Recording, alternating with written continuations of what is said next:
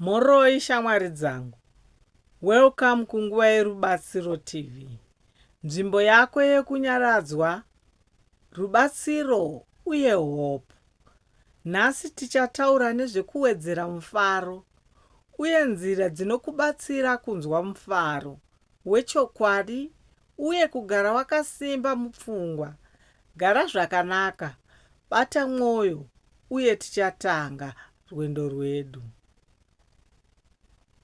Shamwari dzangu, dzimwe nguva upenyu hunogona kuita kuti tinzwe kusagutsikana uye kushomeka kwemufaro.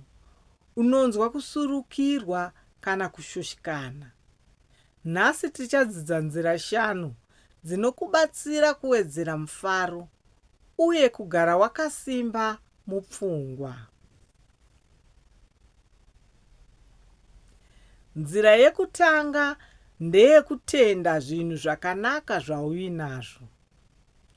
Zvinokurudzira pfungwa dzako uye kunowedzera mufaro.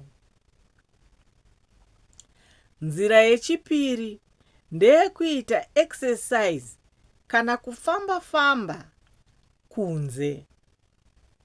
Izvi zvinowedzera energy uye kunyaradza pfungwa.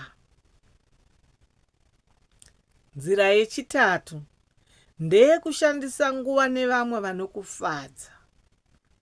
Izvi zvinowedzera happiness uye kunyaradza mwoyo. Nzira yechina ndeyekuita hobby kana chinhu chaunofarira. Izvi zvinopa joy uye kunyaradza pfungwa. Nzira yechishanu ndeyekuita kindness kune vamwe. Izvi zvinowedzera satisfaction uye mufaro.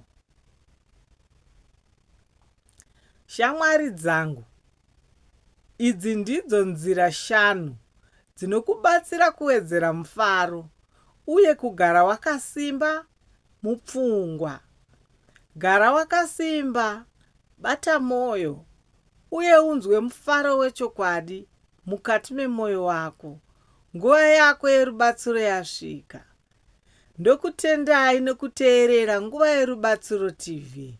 Subscribe kuti uwane guidance, motivation uye real life solutions nguva dzese. Gara wakasimba uye rangarira kuwedzera mufaro kunowedzera kugutsikana mupfungwa uye upenyu hune satisfaction.